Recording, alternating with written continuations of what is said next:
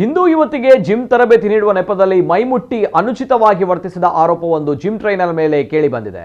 ಧಾರವಾಡ ನಗರದ ಮರಾಠ ಕಾಲೋನಿಯಲ್ಲಿರುವ fitness first gym trainer Sabir training ವೇಳೆ ಬೇಕಂತಲೇ ಮೈಮುಟ್ಟಿ ಅನುಚಿತ ವರ್ತನೆ ಮಾಡ್ತಾನೆ ಎಂದು ಆರೋಪಿಸಲಾಗಿದೆ.